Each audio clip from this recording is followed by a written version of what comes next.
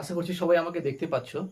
তো আজকের আমাদের ভিডিওর যে টপিক, সেই টপিকটা হচ্ছে যে সিটেট পেপার 2,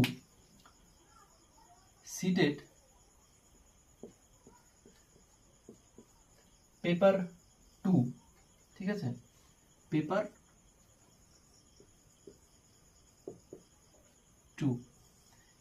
আমরা যারা আর্টস ব্যাকগ্রাউন্ডের, তারা যারা সিটেট পেপার 2 দেব, তাদের ক্ষেত্রে কি হয়, আমরা জানি যে সিটেট পেপার 2 এবং পেপার 1 দুটোতেই কিন্তু 150 নম্বরের প্রশ্ন থাকে।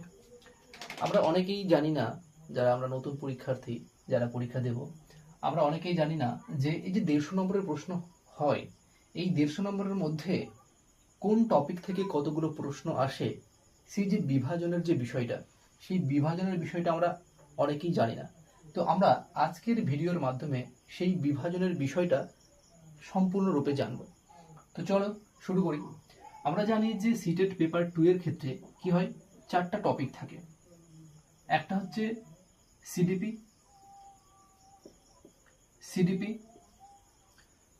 একটা হচ্ছে ল্যাঙ্গুয়েজ 1, ল্যাঙ্গুয়েজ 2, অ্যান্ড 4th নম্বরে যেটা থাকে সেটা হচ্ছে এসএসটি। তাহলে কি দেখতে পাচ্ছি, সিডিপি থাকছে, ল্যাঙ্গুয়েজ 1 থাকছে, ল্যাঙ্গুয়েজ 2 থাকছে এবং এসএসটি থাকছে। এই 4টা পার্ট থাকে। আমরা ওএমআর শিট যখন দেখব, যখন সিটেটের পরীক্ষার সময় আমাদের যে ওএমআর শিট দেয়, সেই ওএমআর শিটেও কিন্তু 4টা ভাগ করা থাকে। মানে সিডিপির জন্য 30টা, ল্যাঙ্গুয়েজ 1 এর জন্য 30টা, ল্যাঙ্গুয়েজ 2 এর জন্য 30টা এবং বাকি যে 60টা এসএসটির জন্য, এইভাবে কিন্তু ওএমআর শিটেও ভাগ করে দেওয়া থাকে। তো সিডিপিতে কতগুলো প্রশ্ন থাকে? সিডিপিতে প্রশ্ন থাকে 30টা, ল্যাঙ্গুয়েজ 1 এও থাকে 30টা, একই রকম ভাবে ল্যাঙ্গুয়েজ 2তেও থাকে 30টা, সরি 32 লিখে দিলাম এখানে, এটা 30 হবে। ল্যাঙ্গুয়েজ 2তেও কিন্তু 30টা থাকে। আর যে 4 নম্বর পার্ট এসএসটি, এই এসএসটিতে থাকে 60 নম্বর, এসএসটিতে থাকে 60 নম্বর। তাহলে দেখো, টোটাল যদি আমরা যোগ করি তাহলে দাঁড়াচ্ছে 150 নম্বর, দাঁড়াচ্ছে 150 নম্বর। এই 150 নম্বরই কিন্তু থাকে। কিন্তু এর এই যে 150 নম্বর আমরা 30 30 30 60 এই যে দেখতে পাচ্ছি, শুধুমাত্র এটা জানলেই হবে না, এর মধ্যেও কিছু ব্যাপার থাকে। দেখো, বেসিক্যালি সিডিপি যেটা, সিডিপিতে 30টাই প্যাডাগোগি টাইপের প্রশ্ন থাকবে। কিন্তু প্রশ্ন হচ্ছে এই যে ল্যাঙ্গুয়েজ 1, ল্যাঙ্গুয়েজ 2 এবং এসএসটি, এইগুলোর ক্ষেত্রে আমরা সাধারণত অনেকেও ভেবে থাকি যে এই যে 30টি প্রশ্ন হয়তো একেবারে যে প্যারা দেবে সেই প্যারা থেকেই হবে, না, হয় না। এসএসটির ক্ষেত্রেও পুরোপুরিভাবে যে এসএসটির মধ্যে যে জিওগ্রাফি, হিস্ট্রি, পলিটি এগুলো থাকে, এগুলো থেকেই যে পুরোপুরিভাবে যে ডাইরেক্ট প্রশ্ন 60 নম্বর হবে, এমনটা কিন্তু হয় না। তাহলে কীরকম হয় চলো দেখি। এই যে ল্যাঙ্গুয়েজ যে 1 আমরা বলছি 30 নম্বর, এই 30 নম্বরটা 2 ভাগে বিভক্ত থাকে, 15 প্লাস 15, 15 প্লাস 15 কীরকম করে? এই যে ল্যাঙ্গুয়েজ 1, প্রত্যেকটা ল্যাঙ্গুয়েজে কিছু প্যাসেজ দেওয়া থাকে, সেই প্যাসেজটা পড়ার পর আমাদের কি করতে হয়, উত্তর করতে হয়। তো ল্যাঙ্গুয়েজ 1 যে রয়েছে, এই ল্যাঙ্গুয়েজ 1 এর ক্ষেত্রে 30 নম্বর থাকবে, ল্যাঙ্গুয়েজ 2 এর ক্ষেত্রেও 30 নম্বর থাকে। তো প্যারা যেটা থাকবে, মানে প্যাসেজ যেটা দেওয়া থাকবে, সেই প্যাসেজ থেকে কি করতে হয়, আমাদের প্রশ্ন অ্যান্সার করতে হয়। সেই প্যাসেজ থেকে ডাইরেক্টলি প্রশ্ন করা হয় 15টা।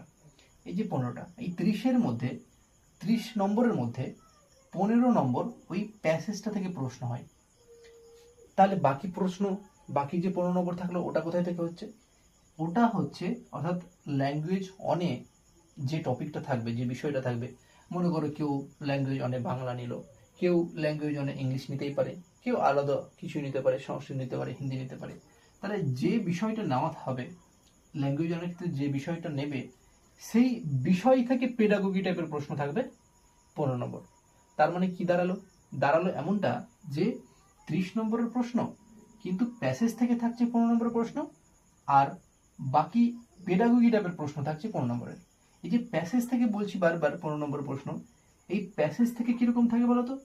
প্যাসেজ থেকে ডাইরেক্ট প্রশ্ন থাকবে, আবার তার মধ্যে গ্রামাটিক্যাল যে প্রশ্নগুলো থাকে, গ্রামার থেকে যে ওই প্যাসেজের মধ্যেই যে গ্রামার থেকে প্রশ্ন করে দেবে, হঠাৎ করে ওই প্যাসেজ থেকে কোনো একটা শব্দ উঠিয়ে নিল এবং বলে দিল এটা সন্ধি বিচ্ছেদ কি হবে, কোনো একটা লাইন তুলে দিল এবং বলে দিল যে এখানে কারক বিভক্তি কি হবে বা প্রত্যয় কি আছে, এরকম করে প্রশ্ন করে। তো যেমন ল্যাঙ্গুয়েজ 2টা বললাম যে 15 নম্বর প্যাসেজ থেকে হবে এবং 15 নম্বর হবে পেডাগোগি টাইপের, ঠিক একই রকম ভাবে ল্যাঙ্গুয়েজ 2 থেকেও হয়। ল্যাঙ্গুয়েজ 2 এরও কিন্তু যে ভাগ যেটা সেটা কিন্তু একই রকম, 15 প্লাস 15, মানে 15 নম্বর থাকবে প্যাসেজ থেকে এবং 15 নম্বর থাকবে পেডাগোগি টাইপের, যে টপিক থাকবে বা যে বিষয় থাকবে সেই বিষয় থেকে। এবার আসছি এসএসটির ক্ষেত্রে। এসএসটিতে দেখো টোটাল প্রশ্ন থাকবে 60টা। তাহলে এসএসটির মধ্যে টপিকগুলো কি কি থাকে?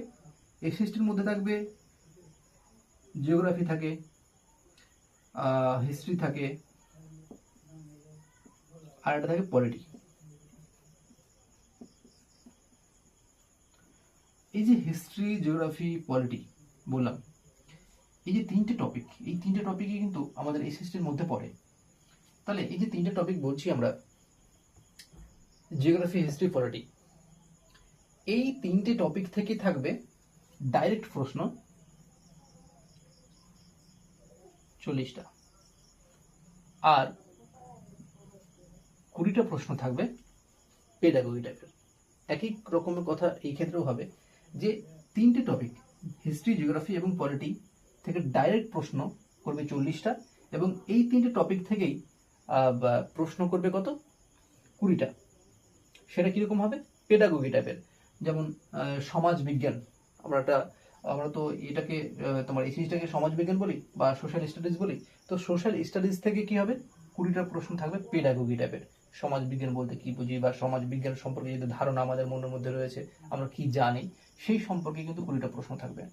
তাহলে দাঁড়াচ্ছে এরকম যে এসএসটি 60 নম্বর, 60 নম্বরের মধ্যে 40 নম্বরের প্রশ্ন থাকবে একেবারে ডাইরেক্ট জিওগ্রাফি, হিস্ট্রি, পলিটি এগুলো থেকে, এবং 20 নম্বরের প্রশ্ন থাকবে এসএসটি সম্পর্কে কিন্তু পেডাগোগি টাইপের, একেবারে পেডাগোগি টাইপের হুবহু প্রশ্ন এই সাবজেক্টগুলো থেকে এই 20 নম্বরের মধ্যে কিন্তু থাকবে না। তাহলে আমরা কি বুঝলাম? যে সিডিপি থেকে 30টাতে 30টা পেডাগোগি টাইপেরই থাকছে, ল্যাঙ্গুয়েজ অনে 15 নম্বর প্যাসেজ থেকে থাকবে এবং 15 নম্বর পেডাগোগি টাইপের থাকবে। ল্যাঙ্গুয়েজ 2 এর ক্ষেত্রেও ঠিক একই রকম ভাবে। এসএসটির ক্ষেত্রেও দেখলাম যে 40 নম্বর প্রশ্ন জিওগ্রাফি, হিস্ট্রি, পলিটি থেকে ডাইরেক্ট প্রশ্ন থাকবে এবং 20 নম্বরের প্রশ্ন থাকবে পেডাগোগি টাইপের।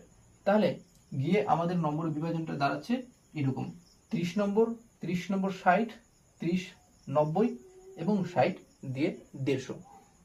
তাহলে আমাদের যে এই 150 নম্বরের যে বিভাজনের তালিকা, অর্থাৎ কোনটা টপিক থেকে কত নম্বরের প্রশ্ন হচ্ছে এবং কতটা পেডাগোগি টাইপের প্রশ্ন হচ্ছে, এটা কিন্তু আমাদের এখন বর্তমানে ক্লিয়ার। আর এইটা দেখার পর আমরা একটা জিনিস বুঝতে পারলাম যে আমাদের সিটেট পরীক্ষার জন্য যে পেডাগোগি টাইপের যে বিষয়টা, এই যে পেডাগোগি বলতে সিডিপি টাইপের যে বিষয়টা,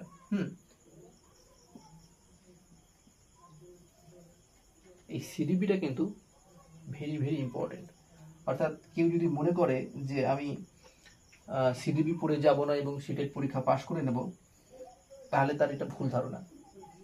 কেননা সিডিপি হচ্ছে এক প্রকার মেইন ভূমিকা ধারণ করে থাকে সিটেট পরীক্ষার জন্য। ওই জন্য টপিকগুলোর পাশাপাশি আমাদের সিডিপি যেটা বলছি, চাইল্ড ডেভেলপমেন্ট পেডাগোগি, এটা কিন্তু খুব সুন্দর করে পড়ে যেতে হবে। এবং এই যে এখানে 20 নম্বর প্রশ্ন রয়েছে, এখানে 15, এখানে 15, এখানে 30, অনেকগুলোই পেডাগোগি থেকে প্রশ্ন থাকে। ওই জন্য পেডাগোগিটাকে অবহেলিত করলে হবে না, বরং পেডাগোগিটাকেই মন দিয়ে পড়তে হবে। তাহলে কিন্তু সিটেট পরীক্ষা ক্র্যাক করা কিন্তু সহজ। তাহলে আজকে যে 150 নম্বরের বিভাজন তালিকা ছিল, সেটা আশা করছি সবার বোঝা গেছে। তাই কারো যদি এই ভিডিওটা ভালো লেগে থাকে বা মনে হয় যে না উপকারে এসছে, তাহলে একটা লাইক বা একটা কমেন্ট করে দিও আর সাবস্ক্রাইব করে নিও, কেমন?